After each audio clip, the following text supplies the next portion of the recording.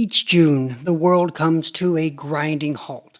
Restless infants are lulled into a gentle tranquility, and a hush falls across the vast Serengeti. Cryptic coincidences have convinced the crowd of colossal capabilities to come, and the masses eagerly await the dawning of a new era. I am, of course, just joking, it's only WWDC, but there could be some new HomeKit updates. Let's discuss.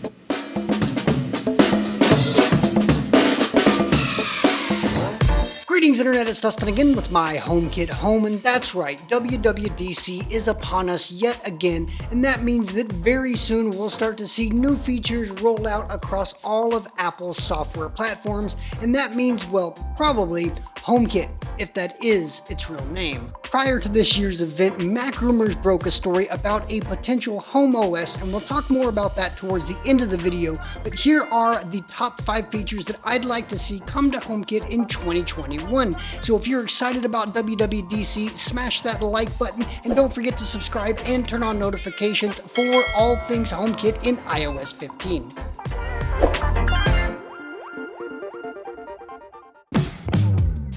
Boy, do I just love automating my home with HomeKit, but our options for doing so are far from perfect. While we can use third-party apps to level up our condition game, our automation triggers could still use some work.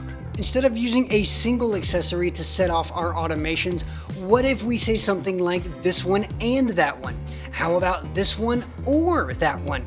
Hell, let's shoot for the stars and say something like this one, that one, or those. I'm also still waiting on more advanced time-based automations. Being able to set a delay timer between an automation trigger and its action would do wonders in HomeKit. I would also like to see a reworking of how HomeKit approaches timers, a more reliable way of having an accessory perform a specific action for a given amount of time before returning to its previous or even a different state would be a welcome improvement.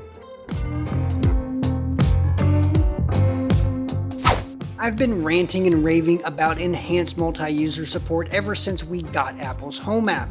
As it stands now, we have very limited control over which accessories and functionalities that we share with people who we invite to our HomeKit Home. Not everyone we want to share our HomeKit Home with needs access to all of our HomeKit Home. They may just need access to a room, a couple of rooms, or even just a couple of accessories. And this is becoming increasingly more important, especially now that HomePods are becoming more accessible. Also, why in the world do we still have a global set of favorites for the HomeKit Home?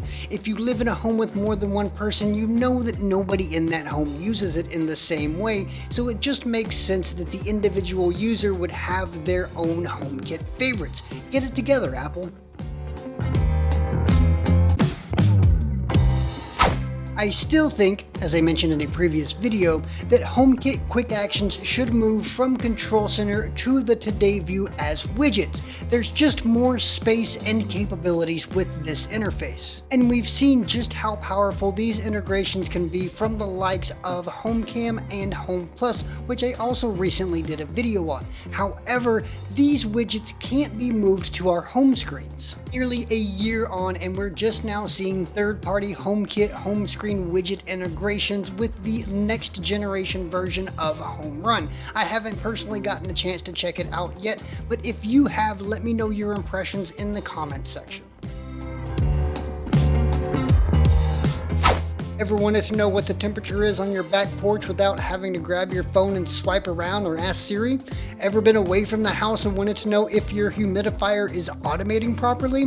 More robust and customizable notifications can solve these issues and much more. It's great to know if your backyard camera detected your dog, someone unlocked the front door, or your blinds were open. But what happens when somebody turns on the pool pump?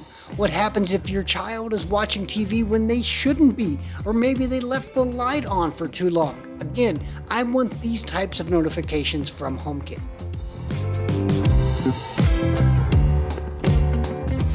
We can of course combine similar accessories into groups, different accessories into scenes, and even different rooms into zones.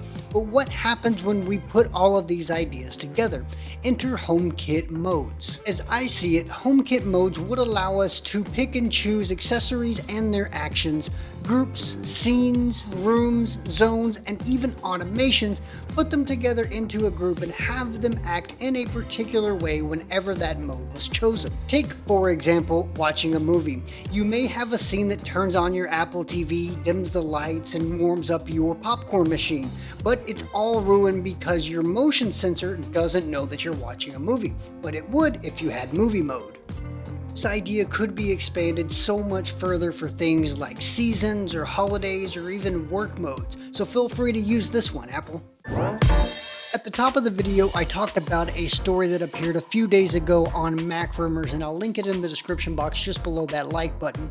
But essentially, something called HomeOS appeared in an Apple job posting for a senior iOS engineer. Interestingly, HomeOS was mentioned not as a replacement for, but rather alongside tvOS.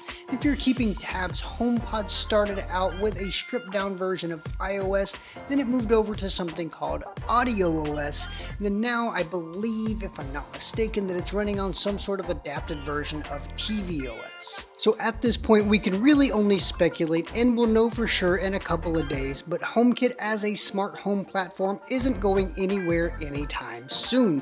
However, the bigger question for me is that if HomeKit is rebranded, what do we do about my HomeKit home? Let me know your thoughts in the comment section down below. Thank you for watching until the end, and don't forget to follow us on social media at MyHomeKitHome throughout WWDC for the latest and greatest on HomeKit coming out of the event. We'll see you over there.